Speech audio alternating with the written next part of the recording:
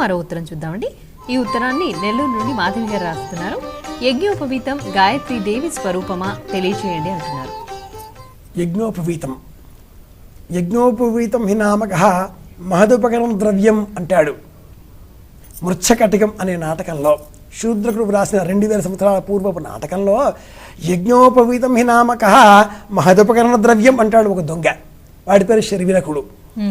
అక్కడ ఏదో ఉన్న వస్తువును లాక్కోవాలి అంటే వాడికి అందది కాబట్టి యజ్ఞోపవీతాన్ని తీసి ఇలాగా కాకి ఉచ్చు వేసి ఇలా వేసి లాగుతాడు. ఆహా, మా నాన్నగారు నాకు ఎంత బాగా ఇచ్చారా ఉపయోగపడడానికి అంటాడు. వాడు దొంగ విధవ కాబట్టి అలా ఉపయోగించుకున్నాడు ఈ యజ్ఞోపవీతాన్ని. నిజానికి యజ్ఞోపవీతం అంటే గాయత్రి, సావిత్రి, సరస్వతి అనే మూడింటి యొక్క సమ్మేళనం. సంధ్యా వందనంలో ఉదయము, మధ్యాహ్నము, సాయంకాలము ఇలా త్రికాలాలలో ఆ సంధ్యాస్వరూపంలో ఉండేటటువంటి గాయత్రీ స్వరూపాన్ని మనం ఉపాసిస్తున్నాం. అదేమిటి అంటే సూర్యనారాయణమూర్తి ప్రసరించేటటువంటి కిరణపుంజాలలో ఉండేటటువంటి చిత్ అనబడే శక్తికి గాయత్రి అని పేరు.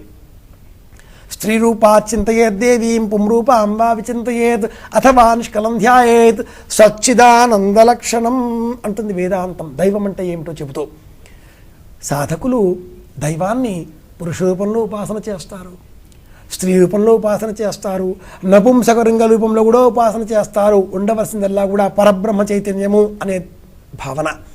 కనుక గాయత్రిని ఇలా యజ్ఞోపవీతానికి ప్రతీకగా అంటే లౌకికంగా చెప్పుకుందాం. మామూలు భాషలో అంటే గాయత్రి, సావిత్రి, సరస్వతి అనే 3 రూపాలకు ఈ యజ్ఞోపవీతం ప్రతీక. ఎవరికి వారు వారి కాలి బొటన వేలు నుంచి శిఖ నిలబెట్టుకునేంత వరకు ఉండేటటువంటి ఆ ప్రమాణానికి 9 రెట్లు చేస్తే యజ్ఞోపవీతం సిద్ధమవుతుంది. ఎవరికి వారి ఈ 4 వేళ్లకు ఇలా బెత్త అంటారు దీన్ని. దీనికి 96 సార్లు ఇలా దారాన్ని చుడితే ఆ 96 సార్లు చుట్టిన దారం మళ్ళీ విడదీస్తే ఎవరి ఎత్తుకి వారి 9 సార్లు అవుతుంది. ఆ దానిని మళ్ళీ 3 వరుసలు చేసి మళ్ళీ 3 వరుసలు చేస్తారు. ఒక్కొక్క పోగులో 2 వేసి ఉంటాయి, మళ్ళీ ఆ ఒక్కొక్క పోగులో కూడా మళ్ళీ 3 వేసి ఉంటాయి. కలిసి 9 పోగులు. చాలా పెద్ద కథ ఉంది. యజ్ఞోపవీతం సిద్ధం చేసుకోవాలి అంటే కొట్లో దొరుకుతుంది, 2 రూపాయలు తెచ్చి వేసుకుంటున్నారేమో, మనం ఏం చెయ్యలేం, ధర్మం అలా అంగీకరించదు.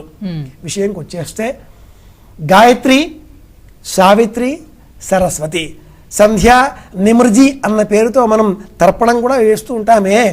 ఆ సూర్యోదయ సమయంలో, అపరాహ్న సమయంలో, సూర్య అస్తమయ సమయంలో ప్రసరించేటటువంటి కాంతి పుంజము, ప్రాణశక్తి, దానికి గాయత్రి అని పేరు.